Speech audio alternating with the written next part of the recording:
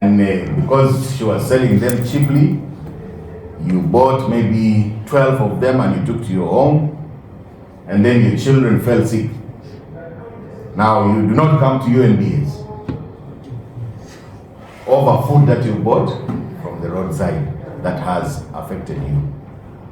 There you now need to go to the local government, not UNBS.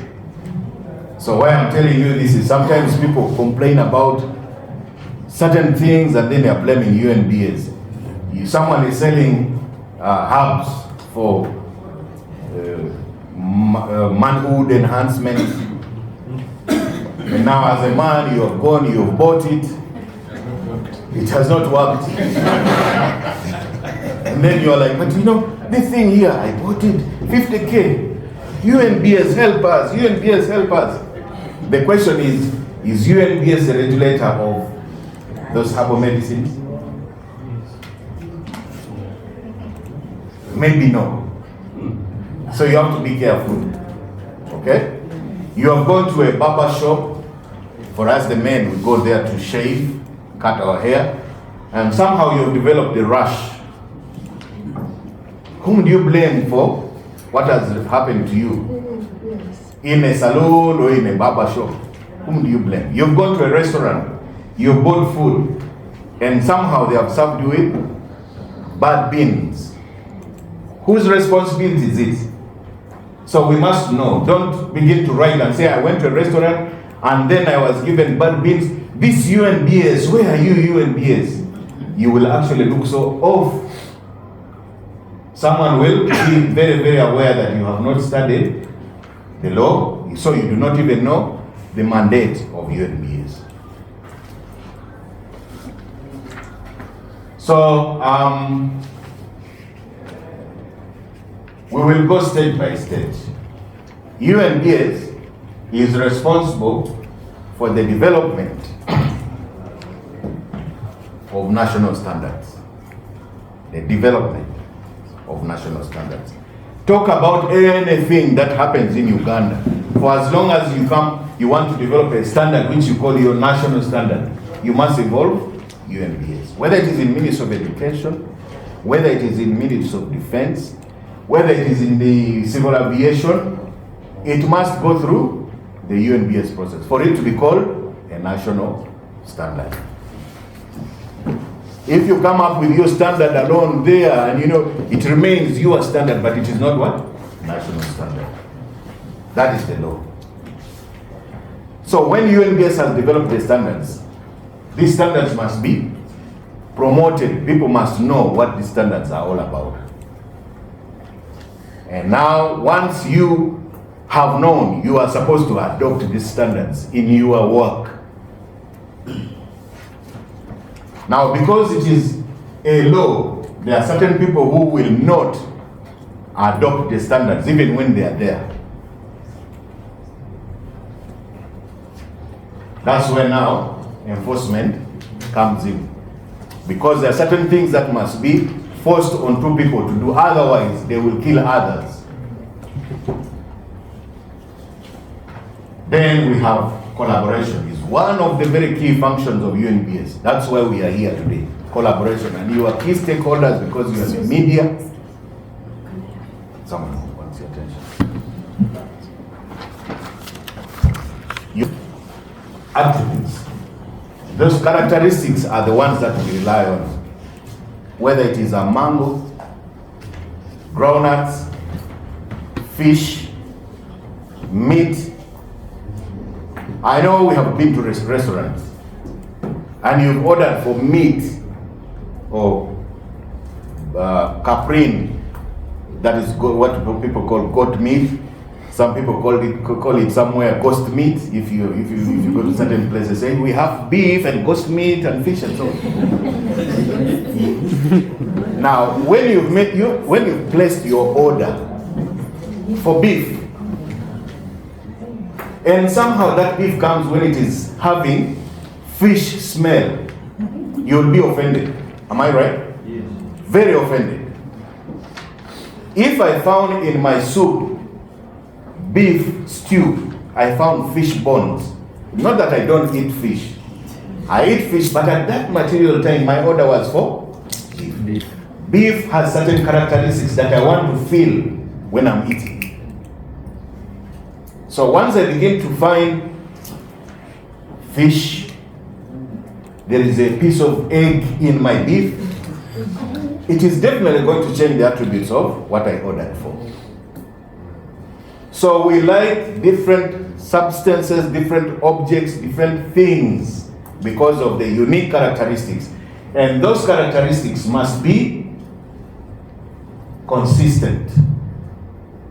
Any variation from those characteristics is what now affects our choice of what we want to.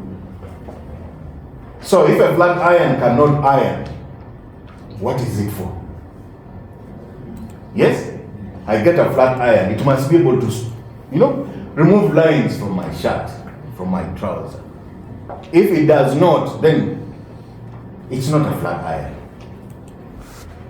A fork within your house, yes. But once you say you want to have this product put in a supermarket shelf, you want to take it to the shop nearby so that other families can also buy, you must meet certain minimum requirements. So there is a standard for bread. There is a standard for cakes if you're going commercial. There is a standard for a shoe. We are not saying that you must always produce the best shoe. No, we're saying the minimum requirements must be the following.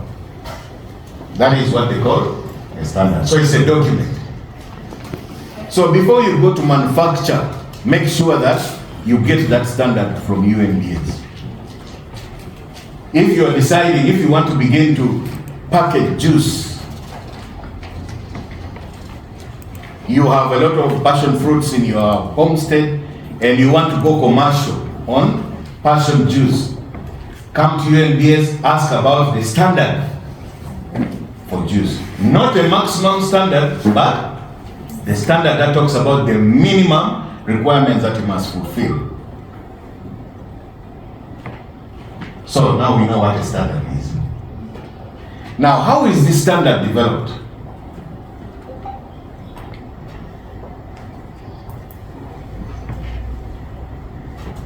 A standard is developed through consensus.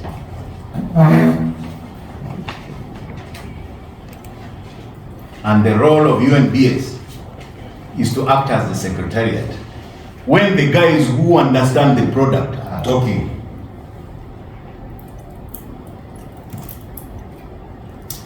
if you are into making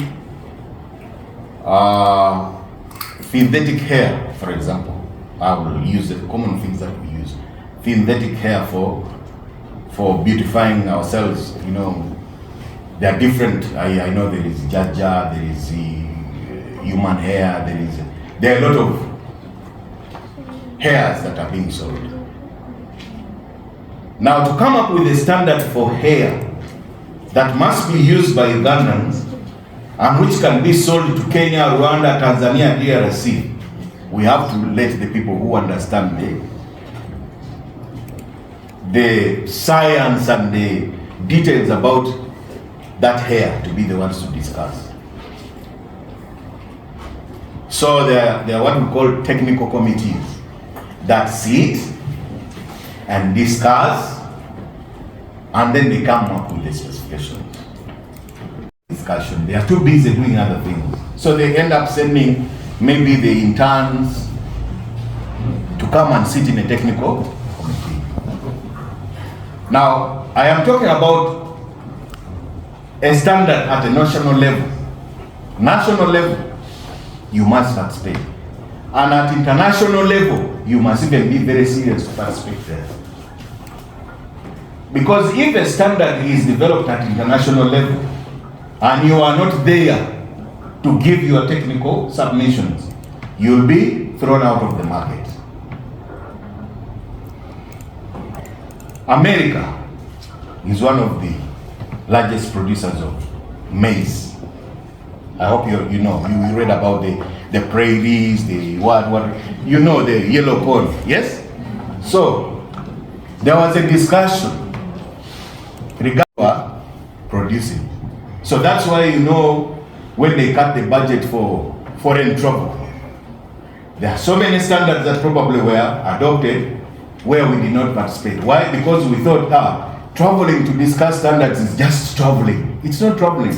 It is trade security. You must protect yourself, your interests at the global market. So if you don't participate in the development of a standard, even locally here, you beg when they call you to come and develop a standard for a certain type of bread, and you do not participate. When that standard is communicated as a national standard, you have no choice. Do you get me? You have no choice. You will begin to say, but I was not involved in the development of that standard. Yes, you were not involved. Your input was omitted because you didn't find it relevant to participate in the development of the standard. So now that standard, just apply it whether you want it or not. So as an enforcer, I've gone to certain factories, and then you find the management of the factory says, this is standard. It's very, very hard to implement. It's so hard. This is standard. The specifications you people put there, say, no. We did not put them there. The time when you are supposed to give your input, you did not come. Because you are supposed to come with researched information when you are coming up with the standard. Now the standard is there, you are grappling, you cannot meet it, and you're blaming UNBS, but you were given an opportunity to be in a technical committee to come up with this standard. You did not. Okay? Because if some Muzungu determines the standard of Malewa, the Chinese will be the ones supplying it and the Ugandans will not. Yes. In their safety, and it also affects the environment. So there are a number of standards that UNBS has developed, through the technical committees, which are declared compulsory. Compulsory meaning that you must abide by them whether you want it or not. There is nothing below the minimum. You must meet the minimum. Okay? So those are the compulsory standards. So what does certification now mean? It means that I have decided that from the bread that I'm making from my kitchen, I want to go commercial. But what is the standard for the bread? Then you go and get the standard. What is my process in the making of the bread? Where am I going to buy the flour from? What machines am I going to use? Who are the people I'm going to employ? What machines am I going to use for weighing the bread? So that when the bread comes out, if it is 1 kilogram, it is 1 kilogram. Okay? Now the challenge we have is that people want to go to the market without certification. Certification is a process where UNBS and you work together to make sure that by the time they give you a permit to use the Q mark, you have gone through the vetting process. So certification is the vetting process of UNBS, going through your production facility to guide you on how you should produce your product so that when it comes out, it meets the what? The requirements. Now in Uganda, people produce and then they get to the market. So I come to your shop, I find you are selling kombucha. When I check, I ask you, are you certified by UNBS? No. So how sure are we that this kombucha you are displaying has gone through the integrated processes? You don't even know the standard for kombucha. So if you don't know the standard, how are you going to meet it? Yes? You can't. If you don't know the standard for journalism, how are you going to even study journalism? If you don't know a standard for a good article, how are you going to write it? So you must know. So if you're a manufacturer, you must first know the standard before you begin producing. And then when you're producing, you should be guided through your process. We need to see your machines. We need to see the people you are employing. You may maybe you've been employing your maid to help you. But now maybe you need someone technical to help you. I don't know whether you people saw some video clip of a woman who had been making cakes, I think. And then I think she got so many orders and she got tired of mixing the dough with her hands. The dough, how do you pronounce it? It is spelled as D-O-U-G-H. So she got tired of doing that. So she gave the maid to in a bath. I don't know whether you saw it. Yes. People get tired. So you must know where your cakes are coming from. You must know where your bread is coming from. In my home, I just don't buy bread. In the evenings, you find those cars parked on the roadside, yes? Are they certified? Who are the people who are mixing their bread? We have gone to bakeries and you find the mukeka is the one which they put the finished bread. The mukeka is where the man is also resting because he's tired. The mukeka, the man is naked. Their clothes are hanging all over the place. He is lying on the bread with the bread. I'm not telling you stories. If I have time, I'll show you pictures. He is lying, sleeping with the bread. And I told you yesterday that bread is something you're not going to cook. You're going to pick and eat. So when you're rushing with your kid to school and you're picking that mandazi from the shop next to you, who mixed the dough? You must know. Yes? That drink which is looking colorful, you're picking from the shop, is it certified by UNBS? Some of you are poisoning your kids because you're in a rush. So you keep buying it, but you don't mind to know whether it was certified. And then you're killing your child. The child is having ulcers, the child is having tonsillitis, the child is and you're wondering where is it coming from. But you're buying with your own money every day when you're taking your kid to school.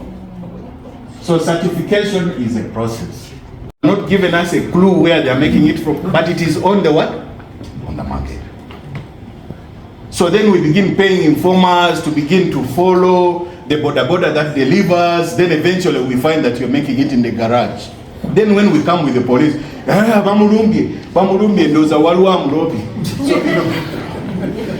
but you see, we want to know, what are you making? How are you making it? Yes? What's the police? So today, na police or and then there are people, of course, now who decide to put this thing, on their products without going through the process. Yes? There's also that one. So then we catch you. Now, you the people who are really, you know how to use these computers. If you find someone's brand is having a mark, go to the UNBS website, check in the catalog of people who have been certified. Yesterday, Patricia showed you, certified company. If you see that that person is not on that list, you know that that mark has been put there. Like we all have people who can forge things. If they can forge the president's signature, what can Ugandans forge? If they can forge dollars, some dollars by the these days even pass that machine in the bank. Did you know that? I have actually got counterfeit money from a bank. One time I got money, 20,000 K, and I gave it to my girlfriend then. Then she went with it somewhere and then they embarrassed her. She dumped me. But I got it from the bank, I swear. I got it from the bank. She dumped me. How could I embarrass her?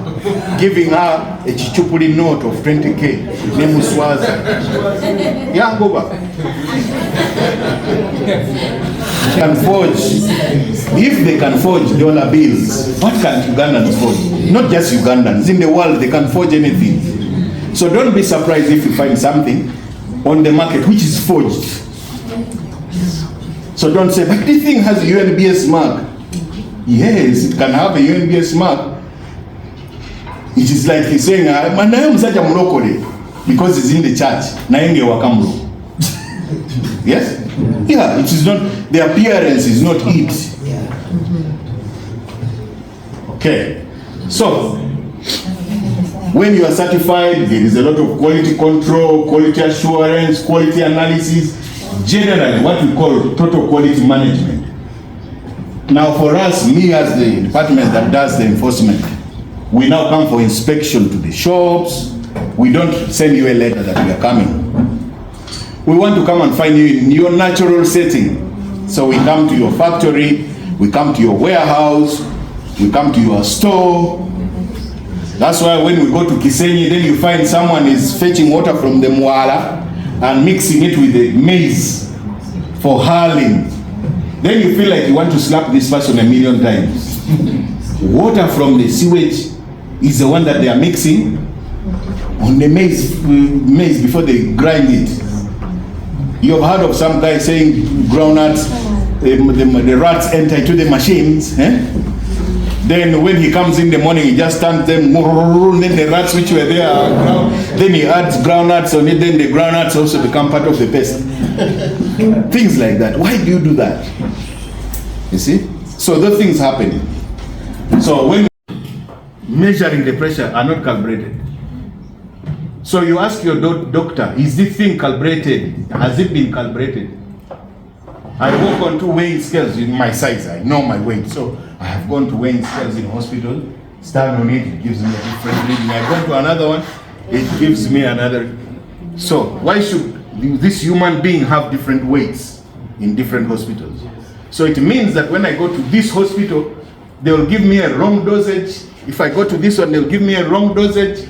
If I'm going to be operated, they're going to give me too much anesthesia, and I will die because the machine is giving them wrong weight. So hospitals must calibrate, industries must calibrate, your cameras must be calibrated. Well, those one is no risk because if you get a bad image, it's a bad image. But things that concern life, health and safety, they must be calibrated. And also fairness in trade. Because this money we earn, it's very little money. And when you lose it, it pains. So if I am buying a kilo, it must be a kilo of meat, banana. It must be. So that is it. Those are the basic measurements. This article, you'll have it. All measurements begin with this. Length, time. Others now will come in as derivations. Yeah? Like velocity.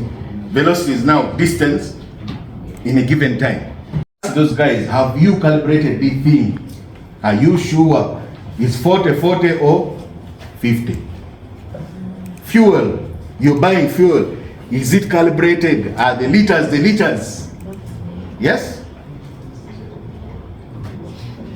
UCC, they are the ones who enforce the standard on data because they are the ones who have the responsibility of enforcing the standard on what? Quality of communications. Is a megabyte, a kilobyte is a, MB, GB. Are they exact? They are not.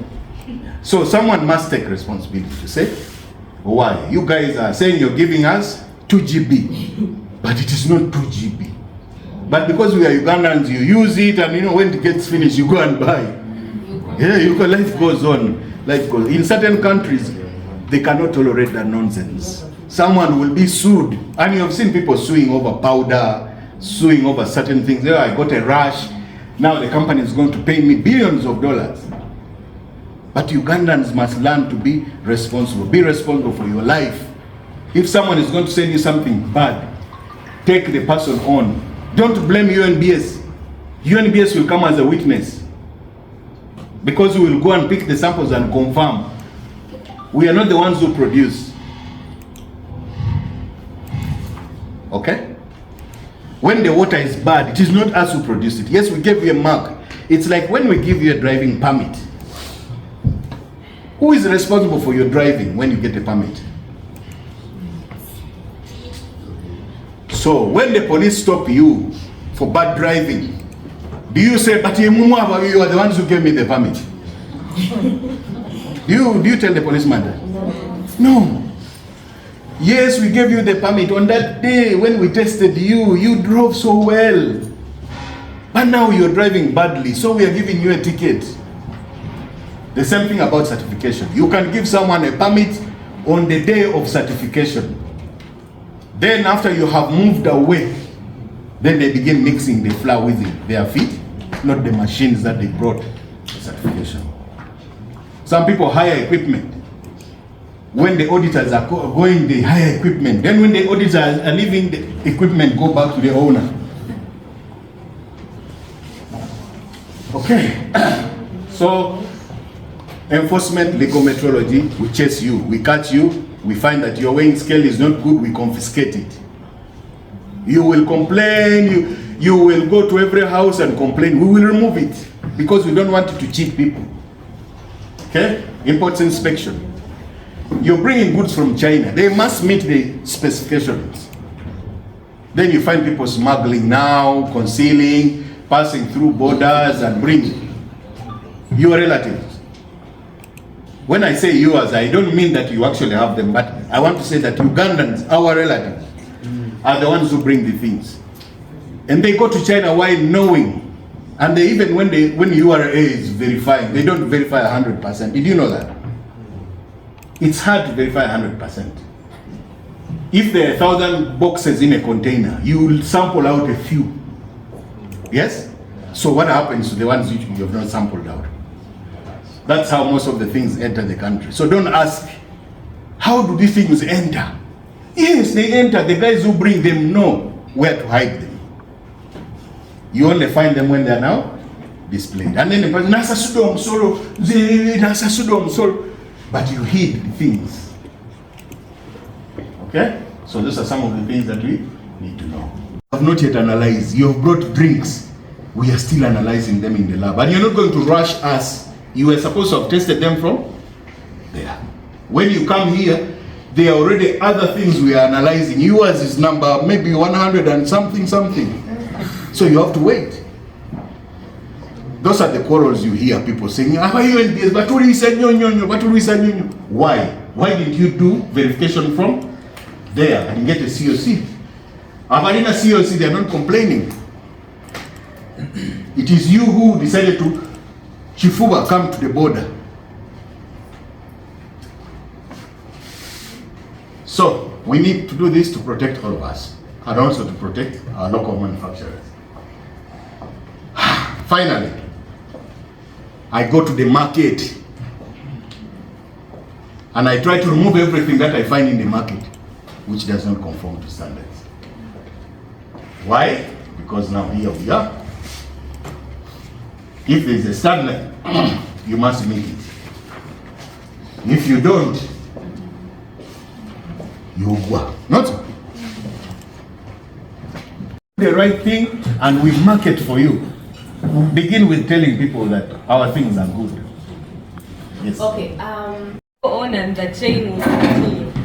So it's important that as people share the insights here, as Daniel shared and my colleagues here, let us understand the key concepts.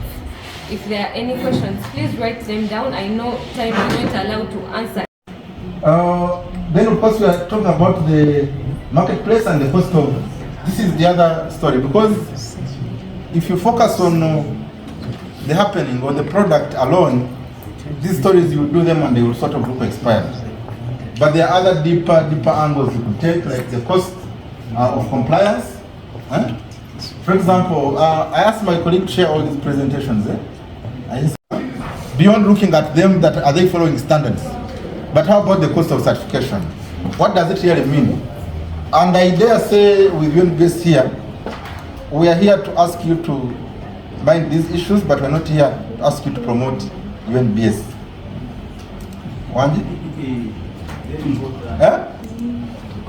So if there are flaws in the process, like he said it himself, if there are flaws in the process, if people apply and many months they have not got what? Results. We also expect these stories from the side of the business person who has put in, let's say, taken things to the lab or applied for. Because we also have an obligation as the watchdog to push UNBS to do their job. They are now hand-holding, they are shifting to hand-holding other than arrest and compliance. Hand-holding these businesses, you need to attend, to also ask them to put you on their lists, you attend their events, wherever they are going, wherever you are located, be part of the event so that you can see this hand-holding and put them to account.